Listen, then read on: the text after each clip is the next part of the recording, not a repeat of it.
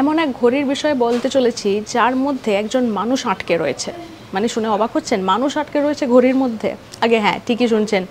এই ঘড়িটিকে আপনি যদি দেখেন তাহলে দেখবেন প্রত্যেকটি মিনিট পর পর একজন মানুষ তিনি কিন্তু ঘড়ির কাঁটাটি মুছছেন, আবার তিনি নতুন করে সময়টা লিখছেন। মানে প্রতি মিনিট তিনি কিন্তু এই কাজটি করে চলেছেন। এবং এই ঘড়িটি আপনি কোথায় গেলে দেখতে পাবেন? এটি কিন্তু লন্ডনে রয়েছে, প্যাডিংটন স্টেশন, সেখানে আপনি গেলে এই ঘড়িটি দেখতে পাবেন। এবং এটি আসলে এক ধরনের আর্ট, যেটা একজন আর্টিস্টকে দিয়ে করানো হয়েছে। মানে 12 ঘন্টা ধরে এই শ্যুটটি করা হয়েছিল।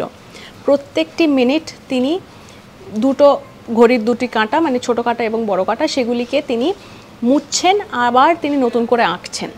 এটা পুরো শ্যুট করা হয়েছে, করে সেখানে সেটিকে ব্যবহার করা হচ্ছে।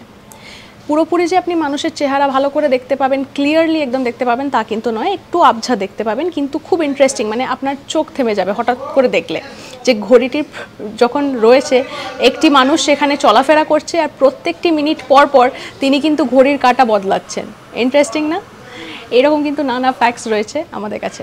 আরও কিছু জানতে হলে কমেন্ট সেকশনে কিন্তু লিখে জানাতে ভুলবেন না। লাইক, শেয়ার, সাবস্ক্রাইব করুন এবং সঙ্গে রাখুন আজ তাক বাংলাকে।